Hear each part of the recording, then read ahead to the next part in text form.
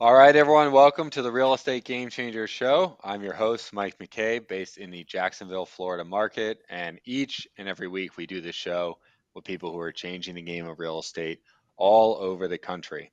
And this is a live show, guys. So if you have any questions, please put them in the comments for our guest to answer. For anyone in the Jacksonville area, whether you are in real estate already or you have some sales experience, we are hiring acquisitions reps. You don't have to have real estate experience, but we are looking for some with sales experience. So reach out to us if that's something that you're interested in. You can send me a DM on Instagram. And this week on the show, we have Houston Becquet. Houston, welcome to the show. Hey, thanks for having me, Mike. I'm really stoked to be here. Absolutely. So for the people who don't know you, can you tell us a little bit about how you got started in the real estate business and how that's led you to where you are today? Yeah. I'd love to jump in. So I actually got started traditionally. I became a agent in 2014 in Corpus Christi, Texas, and I went through the 2 week course, and I did my. I actually failed my test the first time, so I passed it the second time. Went to work for Keller Williams, and I quickly realized that just because you pass the test and you get your license doesn't mean that you're an expert in real estate. I went with the leasing route, and just to like get around people that were doing like high producers. I would just say, hey, I'll just take all your leasing appointments, because nobody in Texas wanted to do a lease. Here in Scottsdale, you get a little bit more, but you would get like 250 or $350 for a successful lease and as an agent in Texas. So it was never gonna pan out, but I did learn a whole bunch, and I worked for one of the top producers in Corpus, and really like learned how to underwrite really, really well. And so I spent a whole summer literally not leaving the office once. Every single time I got a listing appointment, my broker would take it for me, and he would just be like, okay, underwrite this, underwrite this, underwrite this. And so I was really, really like resentful at the time, but I'm so thankful now because it's paid off tenfold. Hmm. Coming back from that experience, I realized that I loved real estate, but not necessarily on the front side or the retail side. So I purchased my first wholesaling course, an investing course. It was a Cody Sperber Clever Investor course, and it was all about direct mail marketing. And I dumped a whole bunch of money into it, and I, sent out 7,300 mailers over one weekend, and got inundated. Didn't have any systems in place, and so totally, fell on my face. I did that every single year for the next 9 years or so. I would just save up all year, and then instead of going on a nice vacation, I would buy a real estate course and try to get involved in real estate. It just didn't work. Didn't work. I always thought that success was like maybe behind a paywall, because I would always get the cheaper version of the course, and they would try to upsell you to the more expensive. And so I always thought that success was behind a paywall, or maybe, you just had to be, it was the people, or you had to be rich to get involved. And so, but I kept trying. I'm a very stubborn person, and I do credit that to a lot of my success. Everybody was telling me I was crazy. My family, my friends, even the people that sold me the courses were like, yeah, I probably wouldn't do this if I were you. And I was like, that's just what they want to tell you. And I made up every excuse to actually keep going versus quitting. Hmm. And that's like kind of something that's different from a lot of people I talk to. I purchased sub two, and that's actually where I started to see results. I purchased sub Hmm. two in October 2022, and I went on the absolute cheapest payment plan that you could choose. I actually creative financed my entry into sub two, and so that should have been a pretty good first sign. I jumped around from team to team. I didn't even go through the full course, just because I had already purchased so many courses prior that I pretty much knew everything they were trying to train. And so I just started taking action right away. I jumped into a bunch of different teams, and all the teams I jumped into were kind of doing just different kinds of things. They were doing the typical shiny object syndrome, pinball bounce around from thing to thing. And Mm. so we just never really got success until I saw a post from Kevin Show, and he had said, "Hey, I'm pulling a nationwide no equity list. I will underwrite the deals. I pulled the list for you. I will close it. I will TC it. I will dispo it. All you have to do is call." And I was like, my brain, I'm like, oh, I'll just take action. Okay, perfect. And so I called and called and called and called and called, and to be honest, completely honest, it was a little bit of jealousy. I saw this kid was 22 years old and gonna make $500,000 that year, and he's you know I perceived this was just such a me thing, but I perceived him to be less far ahead in many aspects of life, and so I was very hard headed and almost angry. I was jealous that this kid was doing it and I couldn't do it. And so I got around him as much as I could, and I obsessed. Hey, whatever it is you're doing, I'm gonna figure this out. And Mm. literally within 6 days of me being completely obsessed, waking up, going to sleep, all I could think about was how I could get my first deal. I got my first deal under contract, and it completely changed my whole life. Everyone says, hey, that first assignment is proof of concept.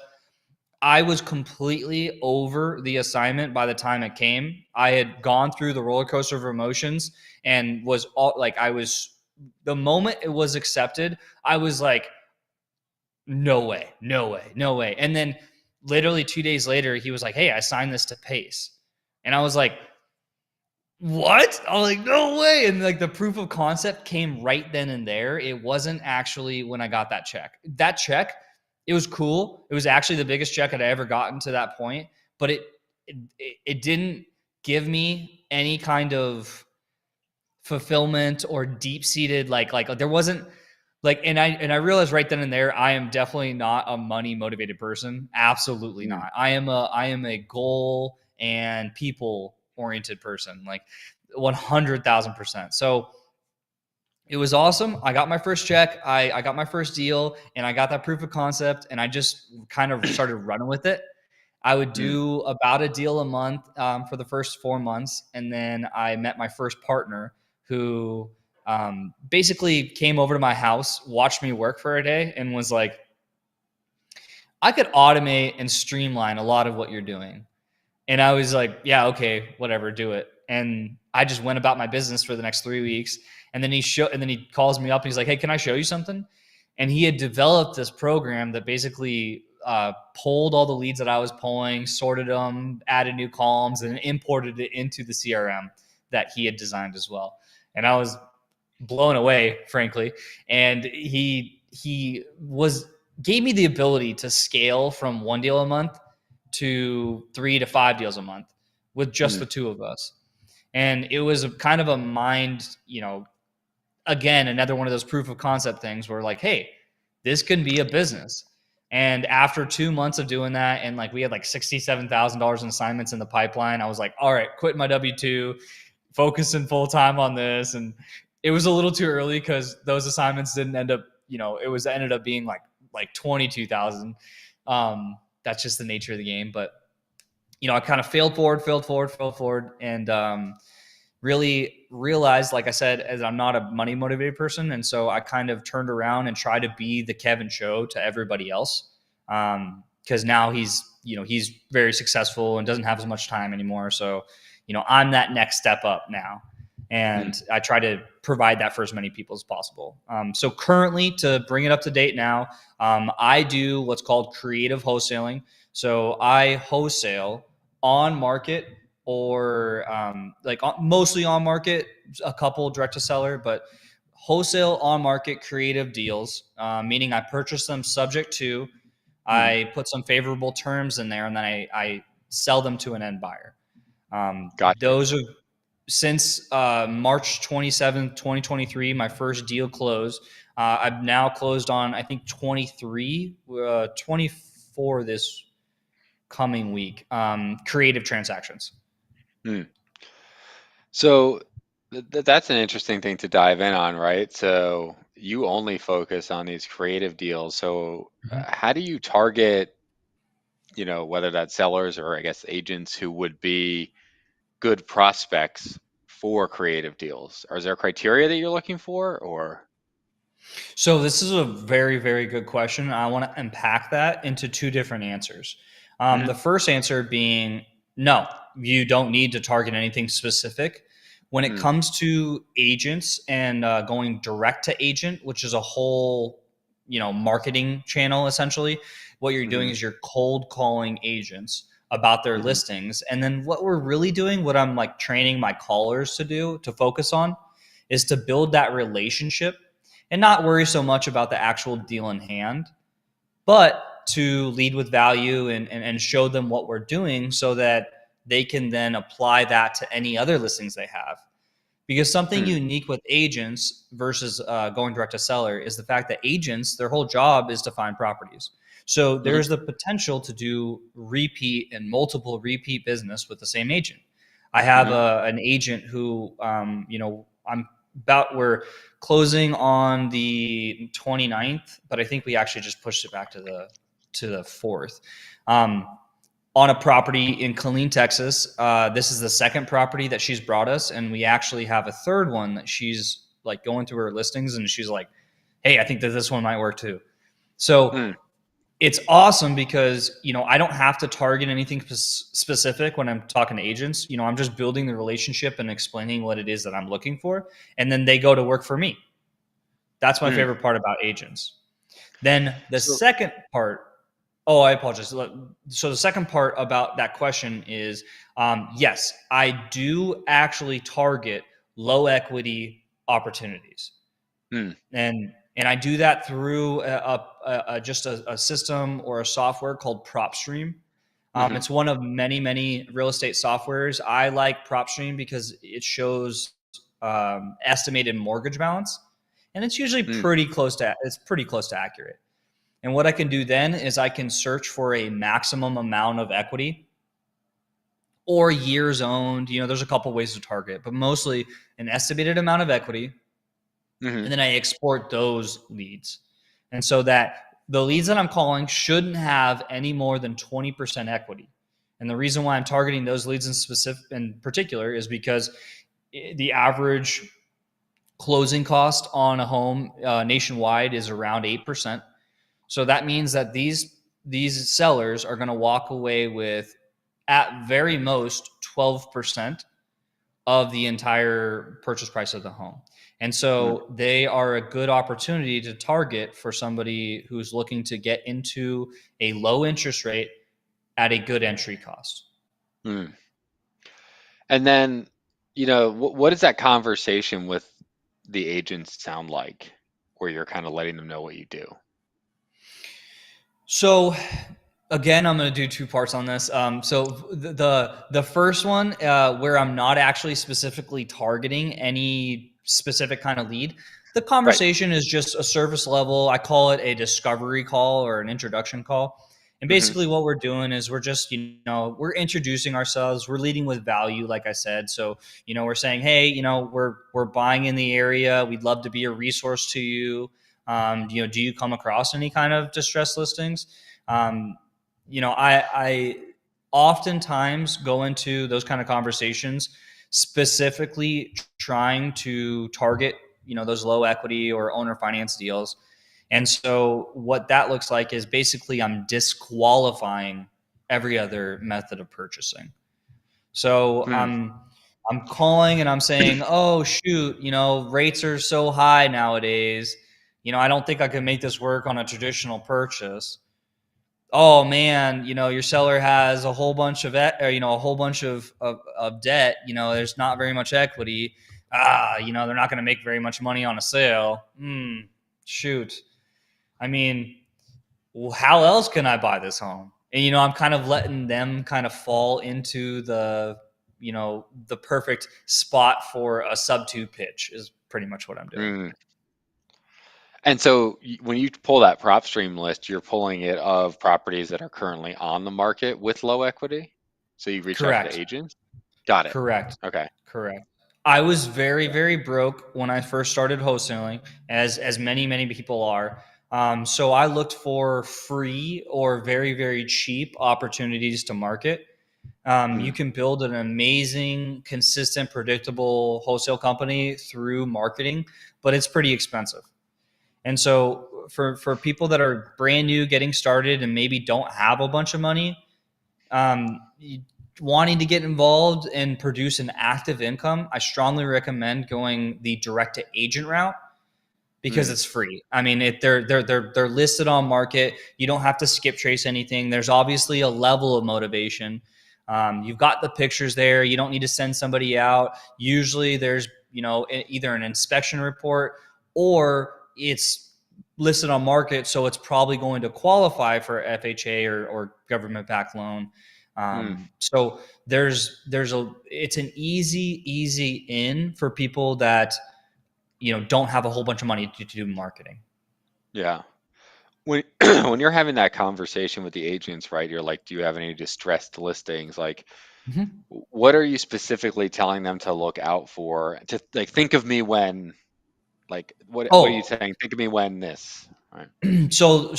and I feel like it's funny because every single answer is a two-part answer, and I don't mean it to be like that. But if you're looking at if you want to pitch cash, because we've actually transitioned into pitching cash as well.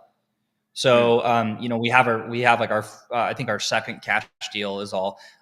It's just hey, when creative doesn't work, well, I can pitch cash. Um, when I'm looking for cash opportunities and I'm asking for distressed listings, I'm usually saying like, hey, do you have anything that hey, maybe could use some updating? Do you have anything that might have some trouble selling on market? mm, That's usually how I phrase it. I don't ever say distressed listings unless they specifically say distressed, and then I'll just copy their verbiage. But mm, usually I try to avoid things like those trigger words like distressed or motivated or sub to. Those are like some real trigger words for whatever reason when it comes to agents. And so I kind of describe that without saying it.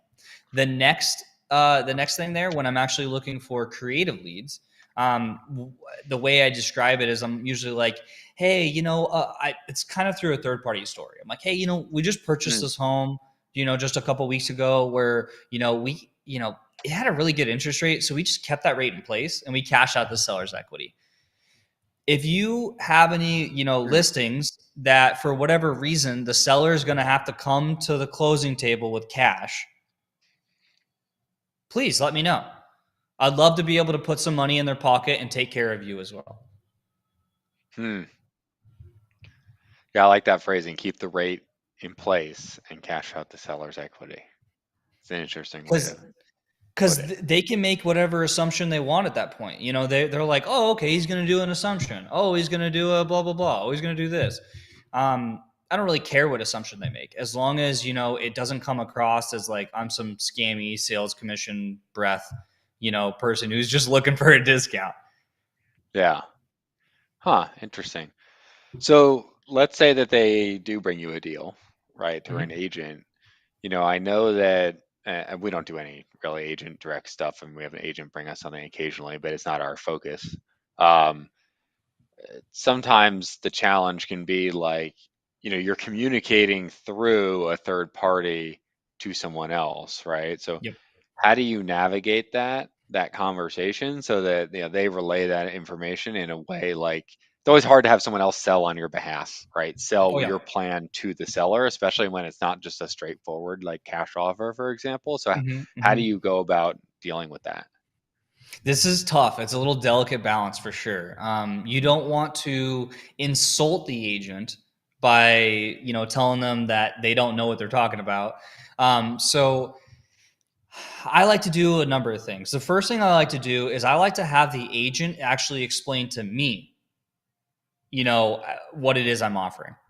So after my pitch, I'll actually ask the agent. I'm like, hey, you know, hey Mike, Agent Mike, I just wanted to just clarify real quick before we get off the phone, while I still got you. It sounds like hey, I went through that really really quickly. Um, would you mind just kind of explaining to me real quick, or I just a practice pitch, kind of how you would explain this to the seller? And then half the time they're like, Mm. and you're just like, yeah, no, hey, no problem, no problem. Hey, let's go over it one more time. This is how, this is kind of, and then I just keep it super, super, super, super basic, super generic, super vague. Because what I'm doing is I'm just trying not to scare away the seller. It's a Mm. telephone game. You're going to tell the agent something. The agent's going to butcher it a little bit into the seller, and oftentimes it's going to kill the deal. What I really like to do, and I do this every single time, try to get the seller on the phone. So Mm. push a three-way or four-way conversation or a Zoom. I always offer to do a Zoom. Most people don't like to do Zooms, but that's why I offer it. So that I'm like, hey, I'd love to introduce myself, show you that I'm a real person, and I can even walk you through some of the deals we've done in the past. I'd love to be able to get in front of your seller. Hey, put you on a pedestal, Mr. Mike, the agent. Really, I think it's amazing that you're even considering offers like this. Most sellers or most agents I talk to are just more concerned with their own pocket, and they don't really care, about a good solution for a seller. You're out here actually educating yourself, and that's amazing. And I usually Mm. try to bolster their ego, bolster, because agents are driven off ego, as all humans are, but specifically agents are driven on ego, absolutely. So I bolster them up, oh my gosh, Mr. McKay, it's amazing, thank you so much for putting me in front of your seller. And then what it is I'm doing is I'm going directly to the seller and I'm asking them the questions. Hey, do you Mm. think this works for you? That way, there's no chance of the telephone game happening. And then Yeah. also too, like I said, I'm trying to lead with value. I'm trying to be a resource to these agents. And so when I come in and I say, hey, even if I'm not going to be your best buyer, I'd love to be able to walk you through the way we purchase homes, and maybe this will come up in the future. Mm. And it takes the pressure off that individual transaction, and I can just have a conversation. And if it's a good fit, heck yeah, I'll send over a contract. If it's not, then that's totally fine. I'm more worried about the relationship than I am the deal in hand. Yeah. And then, how are you handling, like, if these sellers are selling this home because they're moving to buy another home and they need financing another home, doesn't that cause like a problem if you're purchasing this one subject to? Yeah, good. Absolutely. Absolutely. Yeah. And this goes back to sometimes a subject to offer or a subject to purchase isn't the best case scenario for the sellers. And Yeah. that's why I lead the conversation with a disqualifying tone. And I try to Mm. disqualify everything else. And then we end up with sub two. Now, to answer your question about purchasing power and their ability to get another home, this is a very nuanced topic, and I love to answer this one. Um, so, by the lending guidelines, by the Fannie Mac guidelines, there's literally, it says they changed this during COVID. 12 months of a debt being serviced actually wipes the debt to their debt from that debt to income. Hmm. So, past 12 months, on all of the homes that we've purchased sub two, we actually there's a servicing company put in place, like a loan servicer, just like your loan has. Hmm. And what it does is it pulls the money from our account, deposits it directly to the lender, so we don't actually pay the seller per month. We Hmm. pay directly to the mortgage company. Well, what they can do is they can actually export all of those payments and show that it's been serviced for a minimum of 12 months and it's wiped from their debt to income. Yeah. That's on a nationwide level. So, absolutely, past 12 months, this does not affect their buying ability. However, before 12 months, it absolutely does. And this is Mm. something to be very aware of. Mm. And there are ways to get around this. It's lender specific. So, what we've done in the past is we've had a seller that wanted to buy a home directly, I mean, at the same time we're purchasing their home, Sure. as most people All right. do. Yeah. So, what we did is we actually went to that lender and we asked the lender, hey, we're trying to purchase their home. What do you need to see to prove that we're servicing this debt. And Hmm. the lender actually recommended this to us. And so this is actually how we use it most of the time. We draft a lease purchase agreement Hmm. for the amount of the mortgage payment Hmm. and with the option to purchase at the actual mortgage amount. And then so we show this to the lender. Some lenders are a little bit more strict than others, and they require an actual deposit or a couple months of payments. And so what Yeah. we can do, and what we've done in the past, is we've actually put 2 months of payments into an escrow account, and Mm-hmm. just essentially said, hey, these are the 2 months. And the lender knew what was going on. We asked them to do this, and they told us this is the way to do it. And so Sure. we showed a lease purchase agreement that we're going to be, servicing this debt. The lender then approved them for the purchase of their new home, and then the sale of this home was contingent upon them getting into the next home. Gotcha. It's like a reverse contingency to Yep. usual, Yep. right? Yeah, that's Exactly. interesting. Yeah, Exactly. Exactly. Yeah. I Yeah. I Exactly. It like was a that. reverse contingency. That's funny. That's a I good way mean, to it's put still it. a contingency, but most people it's the other way Yeah. around, right? Exactly. Exactly. Yeah. Actually, Yeah. And this goes back into that leading with value thing.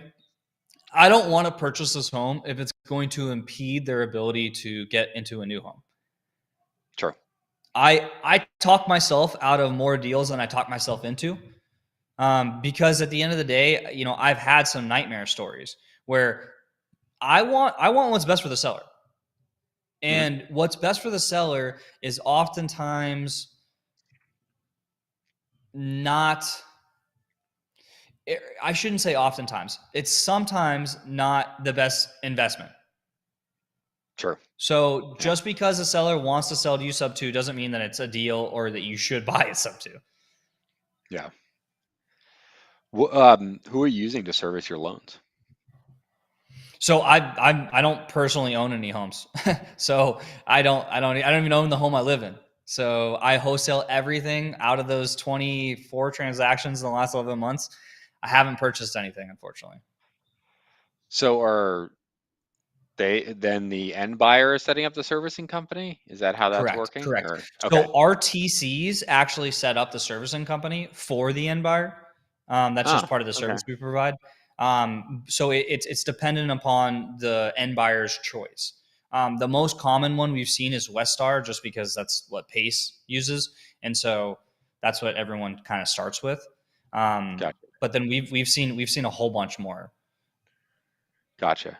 Okay. And then how do you you know, there's always a concern with like a subject to deal of, if you're assigning it, right? I mean, you told Mhm, this person that you're going to pay their mortgage, right? mhm. So how do you know that the person you're assigning it to is going to make good on that promise? You don't, and I want to be completely forthright about that. You don't. You don't. Yeah.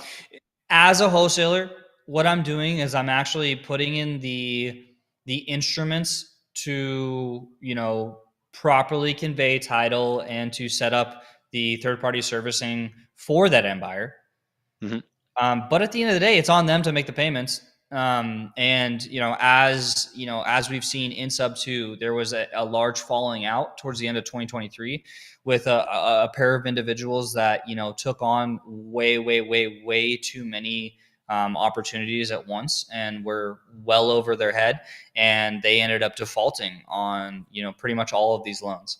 It was something like 70 something loans. It was ridiculous. Um, and so in that instance, I had a property that I had sold, and this is actually the second property I ever wholesaled. In April, I think April of 2023, and then like 2 months ago, like I think like November ish, I got a call from the seller, because I'm the person of contact. I'm the person that they Sure. talk to. And so I got a call from the seller saying, "Hey, Houston, what's going on? I hope you're well. What the heck's going on with this? It shows that I'm 2 months behind on my mortgage." And I Uh, and I my heart sank. Oh my gosh, that's the worst thing I ever wanted to hear. So what we did at that point is I actually looked up who the lender was on that, because most people that purchase subject to actually use like a private money lender for their acquisition cost. And so I looked up that lender and I called them and I was like, "Hey, Carlos, this guy's name's Carlos, super nice guy. Hey, Carlos, just want to let you know, I'm not sure if you're aware. It looks like we're 2 months behind on the mortgage." He So he's was the second more, position lender. Lien, yep, second second position position lien. lender. Sorry. Yeah. Actually, technically third because there was solar on this, Jeez. which not a lot of people are willing to go third. But he went third, and he started. He freaked out more than I did because I mean it's his money on the line, and so he was able to figure out that he actually caught it up and took over that. So he was able to, in his lending agreement, I guess he was able to actually take title of the home. And so he Mm, lent on this. He was earning a return on his investment. They defaulted. And so he was actually able to take title back. And now he owns the property on something he lent on. And he didn't get his full investment back on the lending side, but now he has a home.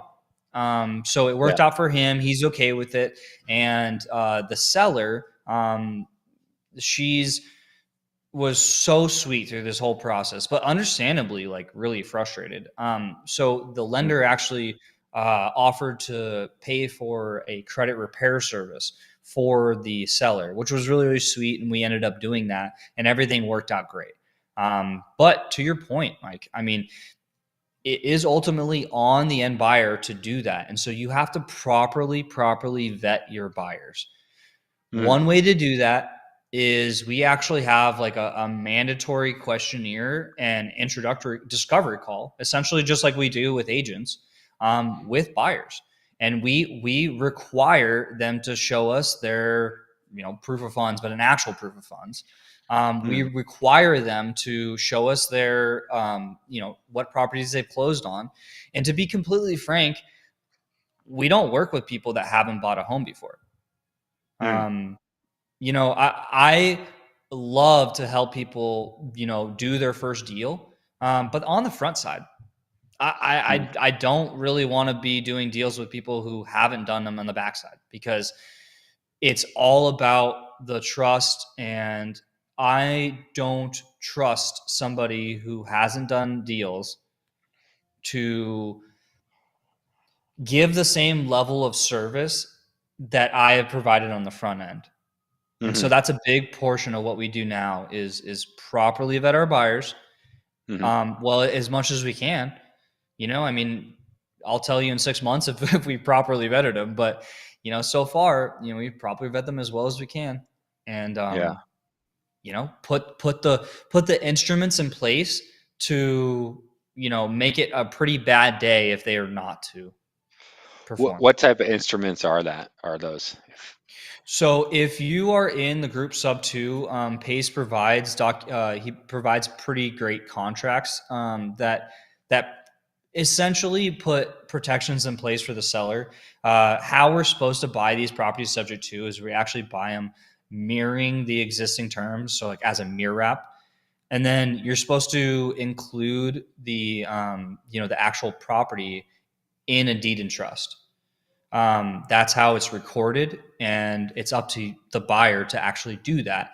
But what that does is it gives the seller a vehicle to actually foreclose on, so they can actually foreclose on this trust and get their property back should we default. Say the first part again. You said that you do a wrap. What was that? A wrap? So the if you look at the contract, essentially what it says is we're buying this property mirroring, or as a mirror app, mirroring the existing terms on the mortgage. Mhm, And that's what they call a mirror app, or depending on the era, there's always different terms for it: silent assumption, unqualified assumption, mirror apps, takeover payments.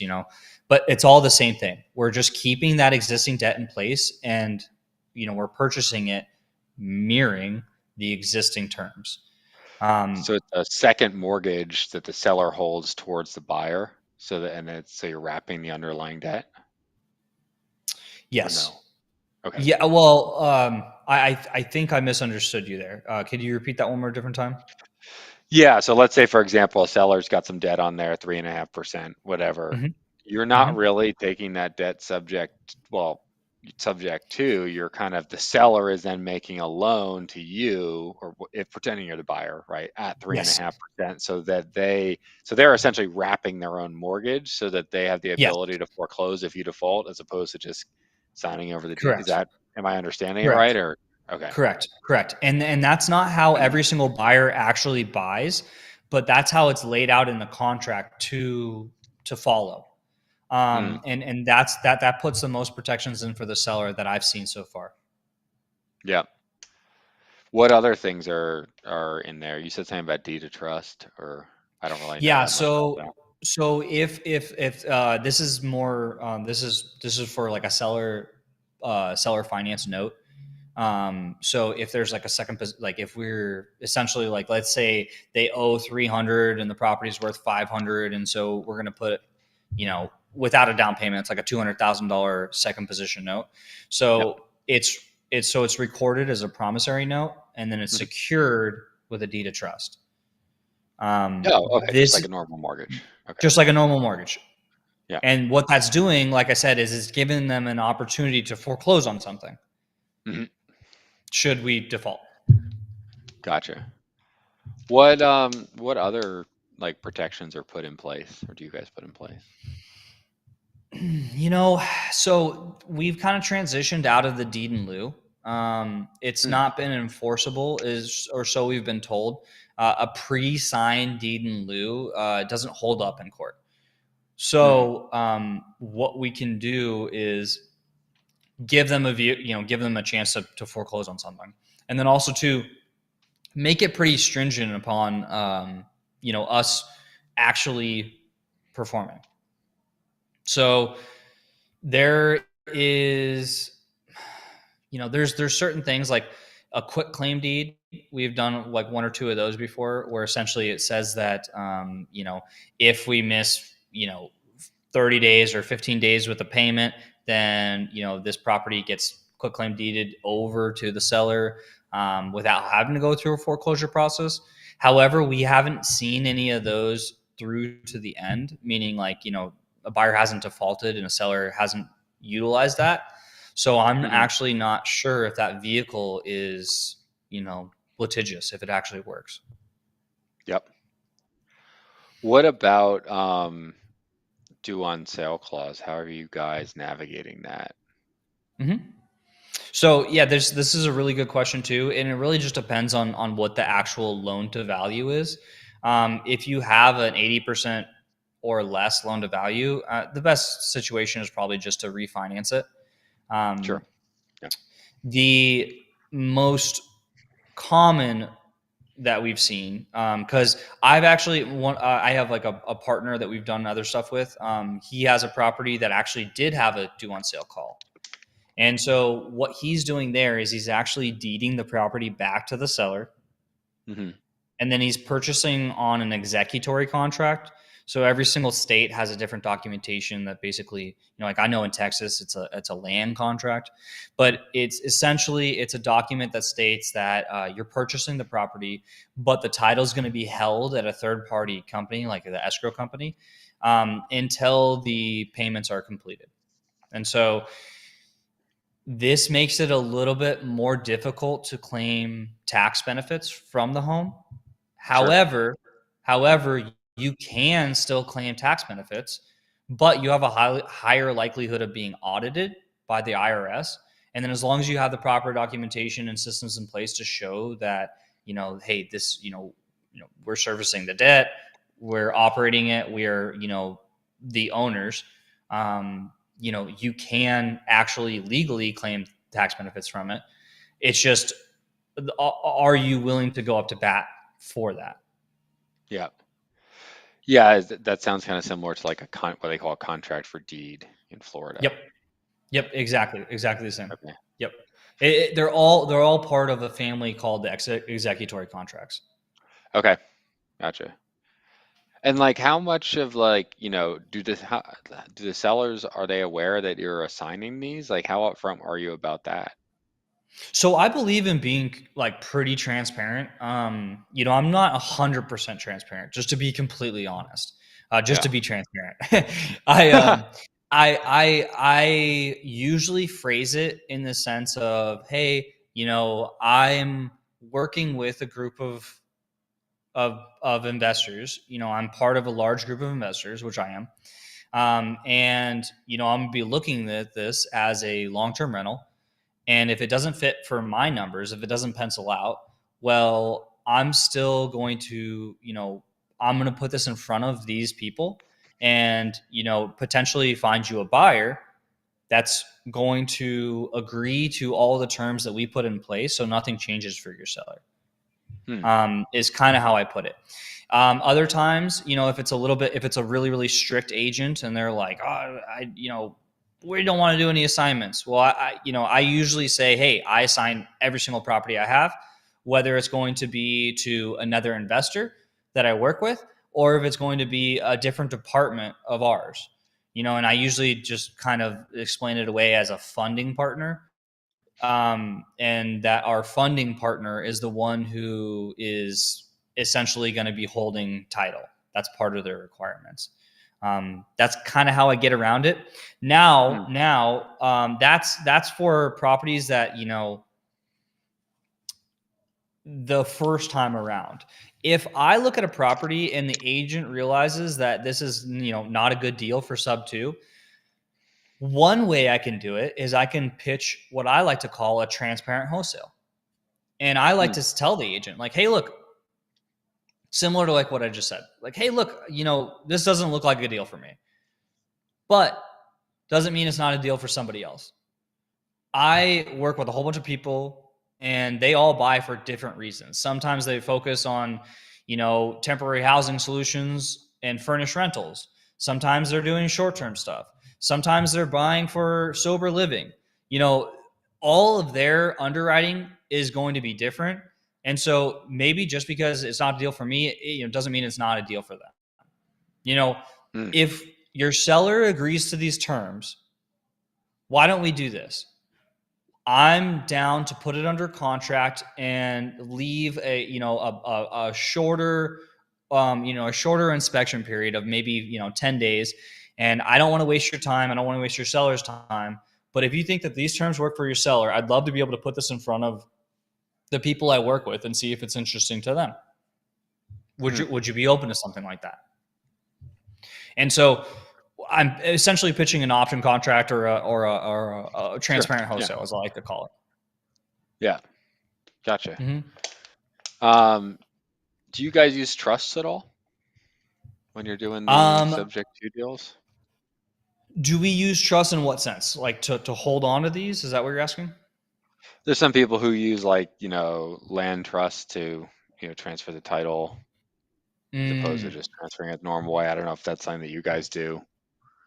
So haven't gone there so far. Haven't gone there so far. Gotcha. We go through a typical either closing attorney or title company and just transfer it traditionally. Gotcha.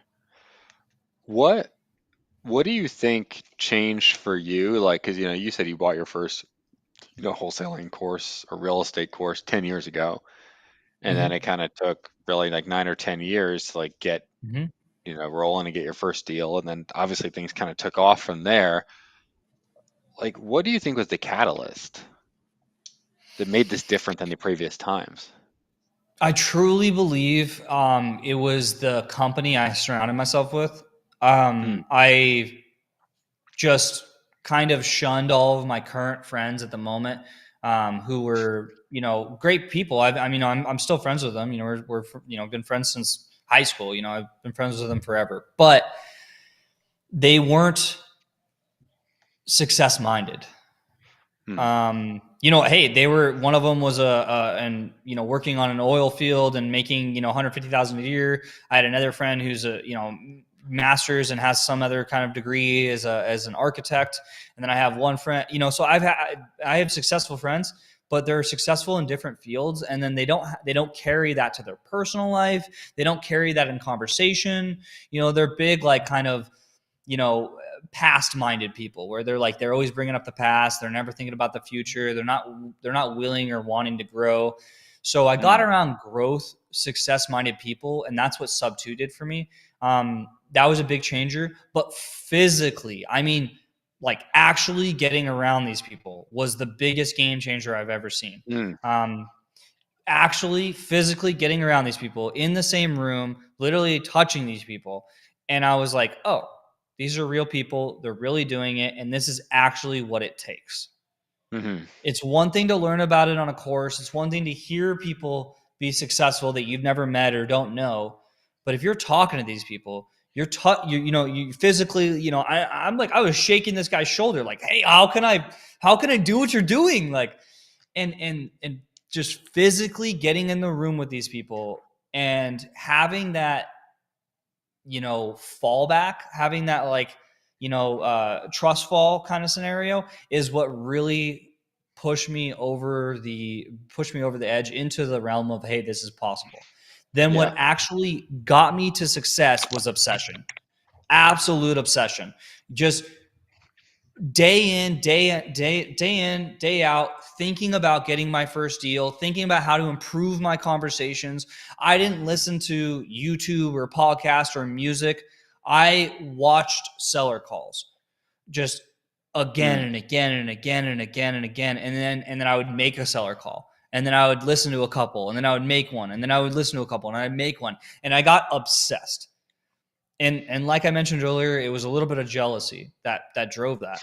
But that was the catalyst. That was the catalyst for me. cool. Yeah. Um, what advice do you have for people who are thinking about getting into the creative side of real estate? Do it. Do Do it. it. Do it. I'm telling you, do it, do it, do it, do it, do it. In any part of real estate, just get involved. It does not matter. There's so many ways to be successful in real estate, especially when you jump into something like sub two. You realize that there is so many ways. I know this guy. I follow this guy on Instagram. All he does is flip land. He finds lots of dirt and flips them for thousands of dollars, and it's amazing to me. I'm like, there's literally no liability. There's like very little overhead. He's a one man show and he's killing it. Or you can go into multifamily, and multifamily has high, high passive, high, income or passive income, returns, and you can get involved in that. And they all work. They're all amazing. Just pick one avenue and pick one person that you resonate with, and just get around them, follow them, buy them lunch, buy them dinner, buy whatever you need to get in their presence, get in their freaking presence, and just copy Mm, what it is they're doing. And then once you start building that momentum, the first steps are the hardest. Once you start building that momentum, you can take that any which way you want, but give one person, one marketing channel, one lead source the time of day for 6 months. And everyone says 3 months. No, no, no, no. It took me 9 years to get a first deal. You can do 6 months. You can do 6 months. yeah. Yeah, I think that's a great piece of advice, focusing on one thing. Uh, People ask me a lot when I came down to Jacksonville because I did a bunch of like deals my first year, 20, whatever, something. And they're like, what'd you do? And I'm like, all I did was get a VA to text. And whenever someone said I'm remotely interested, I called them. That There was you it. go. There you go. There you But go. And you didn't try to do a nine other things at the same time. nope. Yeah, Just that was did it. that. Yeah. Mm-hmm. But it is Mm-hmm. hard to keep that focus, right? Because there is, Oh especially if yeah. you're entrepreneurial, there's a lot of things driving you in different directions. Oh, trust me. I just had a conversation with somebody this morning who's doing development and he's doing amazing things. And I was like, what? I want to do that. I want to do that. But then I like came back and I was like, nope, nope, nope, nope. What got me to this point is not jumping around, just doing more and better of the same. And then eventually, when I'm at a point where I'm not involved in my own company and I've replaced myself, then I can focus on something else. But Yeah. until then, nope, not ready. Not ready. Yeah. Yeah. Um, what like roadblocks have you encountered when doing creative deals that might be helpful to people who maybe they've haven't done any, or maybe they've done a handful, but you've obviously done 20 something in the last year. Like, what are some things lessons you learned that other people could take away? Don't you don't have to know everything. You don't have to be, the expert in the room. And especially if you're dealing with agents, I would recommend you not be the expert. I recommend even when I jump on the phone with agents and I've done a bunch of these deals, I will talk to the agent and I'm like, "Oh, hey, like, do you think this would be a good investment? Oh, do you like, okay, like, hey, well, what about this area? Is this a good rental area? Oh, okay, well, taking over those payments and cashing out their equity. Do you think that makes sense here?" I'm always letting them be the expert. Mm, And so I'd recommend not coming off as the expert, coming off genuinely curious and leading with value, leading with compassion, because that's the hardest part to fake is that part right there. So if you genuinely come in and you're not worried about that deal, you're worried about having a nice conversation with that agent, you're going to come off so much more authentic. yeah. I would recommend starting there and then seeing how the conversation goes. I didn't know the answers to like half the things that they asked me, but that was fine. Guess what? I have a partner who does know. So I Mm, was like, "Oh, okay, that's a really good question. Actually, I'm gonna find that answer for you, and I'll be right back." And then guess what? You go to somebody like me now who has done a lot of these, and I'll give you the answer to that. yeah. And then you come back and you're like, "Hey, I talked to my partner. Hey, it's actually I'm really glad that was the biggest concern because we've actually overcome that a whole bunch of times. And in this scenario, this scenario, this scenario, that's actually how we overcame it. Hey, if that wasn't an issue at all, and we were able to do all this stuff, hey, would you want to hop on the phone with my partner and go over what that looked like?" um, Push it off to somebody else. Push it off to somebody else. You don't need to be the expert. You're just coming in with compassion and curiosity, um, and push it off to somebody else. I still don't know things, and if somebody asks me something I don't know, guess what? I don't act like I know. I will push you to the right person, Sure. because that's what I've realized is this business is not about knowing everything. It's about knowing the people that know everything, Yeah. or knowing the people that know what it is you're looking for, because Yeah, nobody knows everything. for sure. Um, well, we're getting close to the end here, and there's always two questions I like to ask at the end. The first is, what is the craziest or most uncomfortable situation that you have ever experienced in a real estate deal? Mm. There's unfortunately with creative stuff, there's a lot of uncomfortable situations. Mm, I'm not a confrontational person. And so the most uncomfortable stuff for me is kind of post contract before closing. And so that kind of in between communication between the buyer and the seller and me just kind of trying to be like the mediator is pretty uncomfortable for me. mm, Recently, I just had a transaction where we agreed to an entry, and then title came back, and it turns out that the statement I was looking at showed that we were 3,000 in arrears. Well, it turns out it was 13,000 in arrears, and then it mm, wasn't a $10,000 escrow balance; it was a negative $10,000 escrow balance. And so I had to go to the seller who's going through a nasty divorce, who's paying the mortgage out of her 401k, and I had to tell her, "Hey, I can't afford to pay you as much as I wanted to pay you." And then I had to go to the buyer and say, "Hey, Mr. Buyer, there's all this stuff coming, and she doesn't have enough money to pay all this. Like, and I don't have enough, like, and there's not enough room on my side. Like, I'll wiggle a little bit, but like, let's figure this out." And so I had to negotiate the seller down, $5,000 or $6,000, the buyer up $5,000 or $6,000, and try to salvage my assignment fee. And mm, those kind of situations are really, really, they're really tough for me because it's like outside of like my comfort zone. mm, But, but, but everything is negotiable. And if I didn't try to do this, then I would have made $0 or negative dollars. I ended up having these tough conversations, and ended up making, it was like a $7,000 assignment on that. So nothing crazy, Yeah. but hey, I still made money. Yeah. And the seller won. They walked away happy. The buyer ended up walking away happy.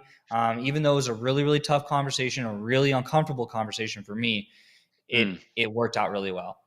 Um, What factors are you looking at to know that you have like a good sub two deal? They know oh, one that good you know question. you can assign. Yeah.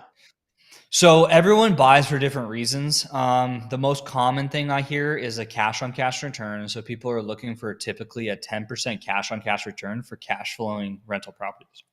And then they're looking for a less than 10% entry. So what I 10% of mean by purchase price? Or exactly. okay. Yeah, which ends up being pretty much the mortgage balance. So let's say it's a Sure. $300,000 mortgage. Someone's gonna want to make $300 a month and a $30,000 entry. That's Mm, a typical subject to purchase. That's what a good deal looks like. gotcha. So they want to make one. So it's like kind of like the 1% rule, and then they would and then 10% on the, and that includes like,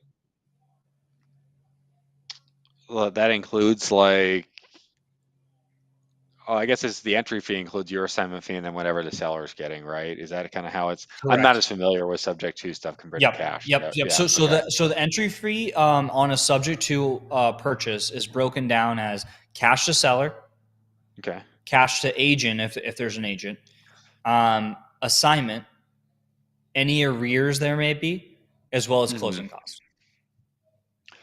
Got it. Okay. So if there And was like so a, yeah. those five items have to equal less than 10%. And it has to either break even or make at least 10% a cash on cash return as far as the cash flow side of things. So most of the deals I look at are not good sub two deals. Sure. Most of the deals I see posted in sub two are not good sub two deals. Yeah. Fair enough. Um, and then the final question I always ask is, if you go back in time, Mhm. give yourself one piece of advice when you were looking for that first deal, knowing what you know now, what would you tell yourself? Just do it. Do it. No, really what it would be. It would just be, hey, like swallow your pride and get around people that are doing it. Mm, I wish I would have instead of.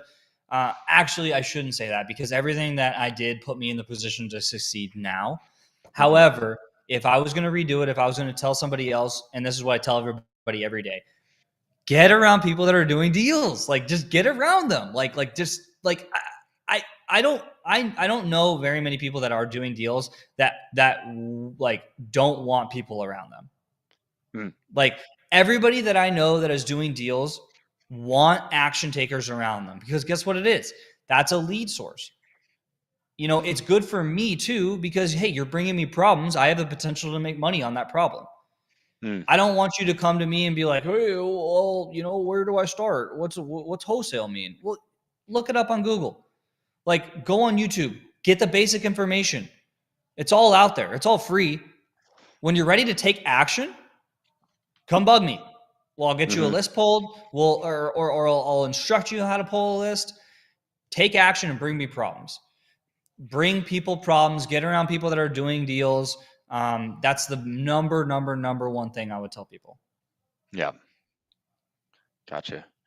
Well, if people want to reach out to you after the show, or maybe they want to JV a deal with you, how can they go about doing that? Yeah, yeah, definitely. So my Instagram has been showing up down below. It's house the number 4 Houston. That's a really good way to reach me. I'm always on there. My name is Houston Becquet. You can search that. My phone number, if you guys want to reach out through Instagram, and I'll give you my phone number. I'm an open book.